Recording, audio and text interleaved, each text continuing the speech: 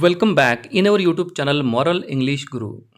विद्यार्थी मित्रांनो, आज ब्रिज कोर्स अंतर्गत आपण पाहणार आहोत वर्ग 7वीची ॲक्टिव्हिटी नंबर 24 सब्जेक्ट इंग्लिश. आणि या ॲक्टिव्हिटीमध्ये आपल्याला पाहायची आहे एक कविता जी आपल्याला वर्ग 6वीला आहे आणि त्या कवितेचं नाव आहे the man who thinks he can. असा मनुष्य की ज्याला असं वाटतं की तो करू शकतो. तर ही कविता आता आपण पाहणार आहोत. The man who thinks he can. कवितेचं टायटल आहे असा मनुष्य की ज्याला असं वाटते की तो करू शकतो. If you think you are beaten you are. पहिला स्टांजा बघूया आपण आता. If you think you are beaten you are म्हणजे जर तुम्हाला असं वाटत असेल की यू आर बिटन म्हणजे तुम्हाला दुसऱ्यांकडून पराभूत व्हायचं आहे किंवा तुम्ही आता पराभूत होणार आहात, कोणीतरी तुम्हाला बीट करेल म्हणजे तुम्हाला हरवेल, असं जर तुम्हाला वाटत असेल तर निश्चितच तुम्हाला दुसरे हरवतील, तुम्ही हरणार आहात. म्हणजे तुम्ही जर तसा विचार करत असाल की तुम्ही हरणारे आहात तर कवी म्हणतो की तुम्ही हरू शकता. If you think you dare not you don't. आणि जर तुम्ही असा विचार करत आहात की तुम्ही डेअर नॉट, तुम्ही डेअर करू शकत नाही, डेअरिंग करू शकत नाही, कुठल्या गोष्टीचं धाडस करू शकत नाही, तुमच्यामध्ये हिंमत नाही, तर तुम्ही निश्चितच यू डोंट म्हणजे तुम्ही करूच शकत नाही. म्हणजे कवीला असं म्हणायचं आहे की जसा तुम्ही विचार केला तसे तुम्ही बनता. तिसरी line. If you like to win. जर तुम्हाला जिंकायला आवडत असेल but you think you can't, परंतु तुम्ही विचार करत आहात की तुम्ही जिंकू शकत नाही, यू कांट म्हणजे तुम्हाला जिंकायला आवडते पण तुम्ही विचार काय करत आहात की तुम्ही जिंकू शकत नाही. जर असं असेल it is almost certain you won't. तर हे जवळजवळ निश्चित होऊन जातं की तुम्ही जिंकू शकत नाही. You won't, you will not, तुम्ही जिंकू शकणार नाही.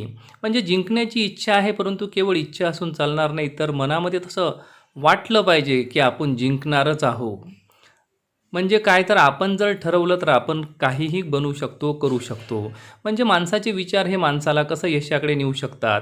पॉझिटिव्हिटी आपल्याला यशाकडे नेऊ शकते आणि निगेटिव्हिटी आपल्याला अपयशाकडे नेऊ शकते, यशापासून फार दूर ठेवू शकते. तर असा आहे पहिला स्टांझा. दुसरा stanza. If you think you will lose you are lost. जर तुम्हाला असं वाटत असेल की यू विल लूज तुम्ही हरणार आहात, काहीतरी गमावणार आहात, तर डेफिनेटली यू आर लॉस्ट. तर तुम्ही हारलेले आहात, तुमच्याकडून काहीतरी लूज झालेलं आहे, तुम्ही लॉस झालेले आहात, तुम्ही हारलेले आहात, तुम्ही काहीतरी गमावलेलं आहे. For out of the world we find.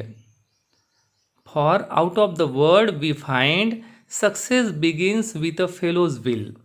म्हणजे जर आउट ऑफ द वर्ल्ड म्हणजे बाह्य जगाचा जर आपण विचार केला तर वी फाइंड आपल्याला असं आढळून येईल success begins with a fellow's will.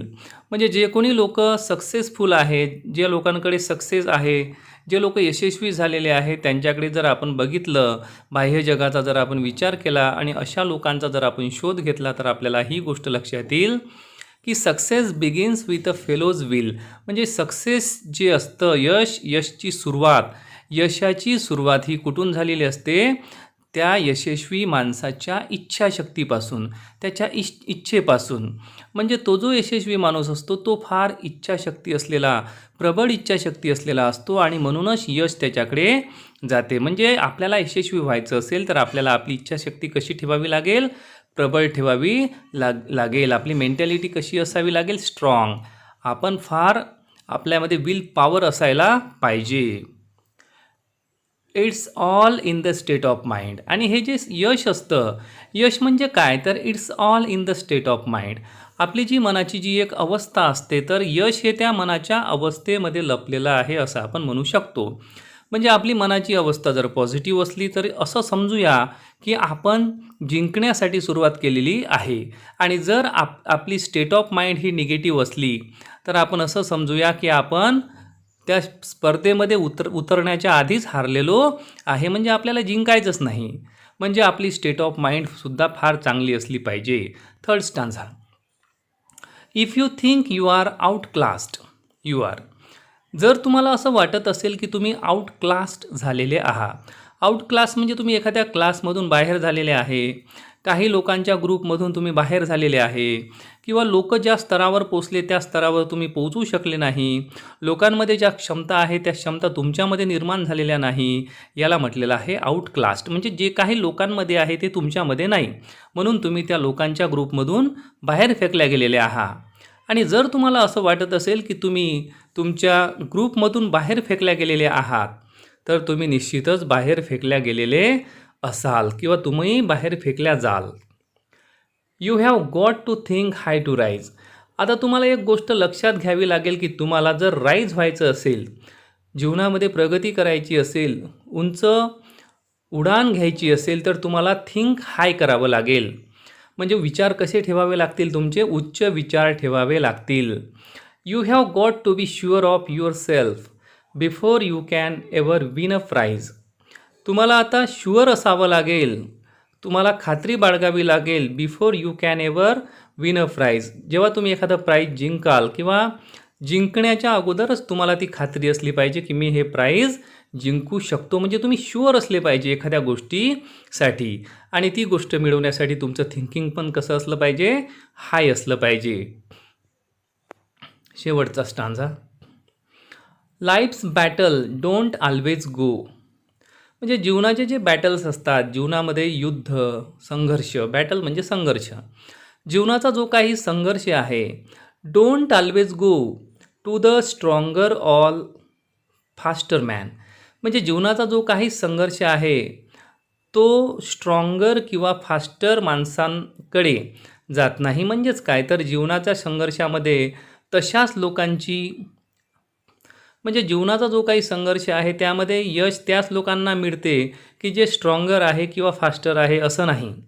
म्हणजे लोक स्ट्रॉंगर असले म्हणजेच ते यशस्वी होतील असं नाही, किंवा लोक फास्टर असले म्हणजेच ते जीवनाचा संघर्ष जिंकतील, किंवा जीवनाच्या संघर्षामधून फास्टर किंवा स्ट्रॉंगर लोकच उदयास येतील, याच लोकांची भरभराट होईल, अशातला काही भाग नाही.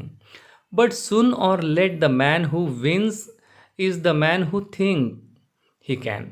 परंतु बट सून, सून म्हणजे लवकरच, किंवा लेट म्हणजे नंतर, उशिरा. मग आता तुम्ही लवकर यशस्वी व्हा किंवा लेट यशस्वी व्हा ते महत्त्वाचं नाही, परंतु तुम्ही लवकर यशस्वी हो किंवा लेट यशस्वी हो, पण यशस्वी तोच होतो, जिंकतो तोच जो विचार करतो ही कॅन. असेच लोक यशस्वी होतात की जे विचार करतात की मी जिंकणार आहे. मग तुम्ही लवकर जिंका की उशिरा जिंका हे महत्त्वाचं नाही, तुम्ही स्ट्रॉंगर आहात की फास्टर आहात हेही महत्त्वाचं नाही. म्हणजे जीवनाचं जे बॅटल आहे कोण जिंकतं, ज्या लोकांना असं वाटतं की मी जिंकू शकतो तेच लोक जिंकू शकतात. तर विद्यार्थी मित्रांनो, ही होती वर्ग 6वीची एक कविता. ती आहे सेतू अभ्यासक्रम म्हणून आपल्याला 7वीला, आणि या कवितेचे लेखक आहे वॉल्टर डी विंटल. तर विद्यार्थी मित्रांनो, ही कविता तुम्हाला आता समजली असेल. आता पाहू आपण या कवितेवर आधारित काही स्वाध्याय. विद्यार्थी मित्रांनो, या कवितेमध्ये आपल्याला एक लर्निंग ॲक्टिव्हिटी दिलेली आहे. आताच आपण कविता बघितली आणि आता लर्निंग ॲक्टिव्हिटीमध्ये आपल्याला काही contracted forms of the word शोधायचे आहे. Read the poem and underline the contracted forms of the words. Read the given chart and find out the difference. आपल्याला खाली एक चार्ट दिलेला आहे, तो चार्टसुद्धा आपल्याला पाहायचा आहे. आणि कॉन्ट्रॅक्टेड वर्ड्स ते आपल्याला फॉर्म्स ऑफ वर्ड्स शोधायचे आहे.